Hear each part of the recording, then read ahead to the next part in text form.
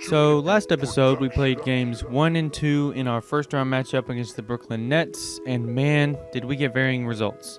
Game 1 we got blown out with our offense screeching to a halt, and then game 2 we had an amazing game from 3 and blew out the Nets.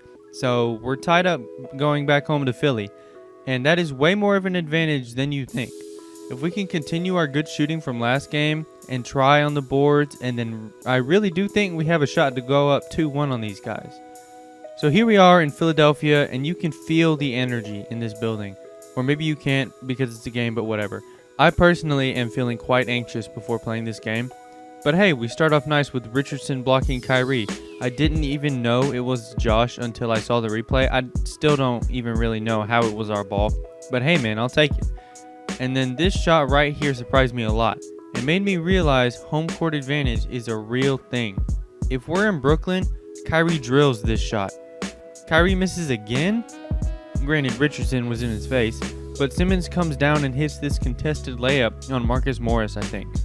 Things are looking weird, but they're looking good for us so far. I mean, speaking of weird, here's this dunk turned layup by Simmons. I don't know how or why I did that. I'm pretty sure it was an accident, but whatever, it went in. I mean, you didn't expect us to keep a big lead on the Nets, did you? They come back, but I won't show you any makes, of course. Instead, I'll just show you the weirdest thing I've seen in 2K in a while.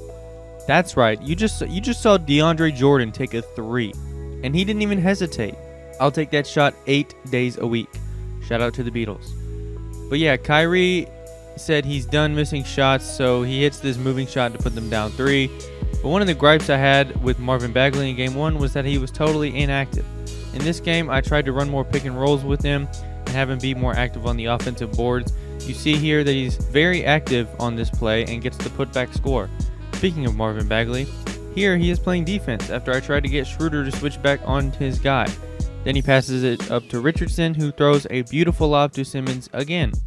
Since Bagley had his takeover, the CPU is calling plays for him, so we let him post up on Claxton, and somehow he makes this very contested shot. But hey, I'll take it. Here we are at the end of the first with the lead for the first time probably ever. And Buddy Hield actually hits a buzzer beater and nobody on the team shows any kind of excitement. The second quarter starts off right with Harrison Barnes continuing to show me he's the best layup maker in the NBA.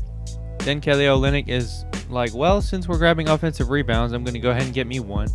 He even posts up eventually and makes the shot despite the release being way faster than I anticipated.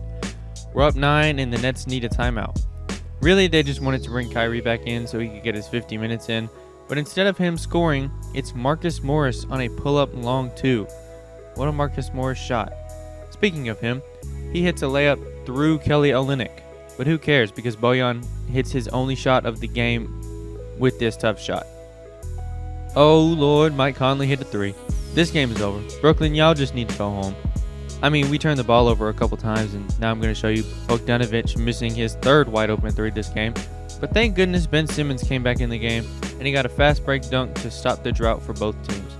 Then Buddy Hield hits another 3, and we're greening these. I'm telling you, home court advantage is a real thing. We do go on a bit of a run, and the strangest lob puts us up like 15. So we end the second quarter up 64-48. This has got to be one of the biggest leads we've had. This whole half, we were just clicking on offense and making the Nets make tough shots. But I didn't expect the Nets to go down like this. Kyrie is still a killer, and he's probably still going to get his. But in the third quarter, we do have a little run by the Nets as I expected, and our offense gets kind of meh. You got KD with the jumper here. Kyrie gets past Richardson after that. Then he does it again. Then he throws a lob to okay, man. Alright, this is getting a little out of hand. Our only points so far this quarter have come from free throws. Granted, it's only been like 2 minutes, but whatever. But Marvin Bagley scores the first points not from free throws with his emphatic dunk. He's played pretty well this game. We just have to keep him involved. Then Schroeder hits a tough layup to extend the lead a little more. It's a lot of back and forth, but Buddy puts us up 14 again with a nice dunk after blowing by Karis LeVert with like 5 minutes left in the third. We start to regain our poise when Bagley hits this and one on Moutier to put us up 17. Fast forward like 4 minutes and Kelly Olynyk puts us up 19 with a 3 of his own. It was also green. I'm telling you, these guys are excited to be at home. I've never had this team green so many shots in my life. So after all those theatrics, we end the third quarter up 95-81 on the Nets. Are we actually going to win this game? I mean, fast forward like 3 minutes left and Ben Simmons scoops up the ball and is just mean. He put way too much emphasis on that dunk while we're up like 20. I guess we can ignore the rest of what is going on in the fourth and just look at this New Balance player of the game thing for Simmons. And now let's present our New Balance player of the game, Ben Simmons. And Kevin, it's a no-brainer.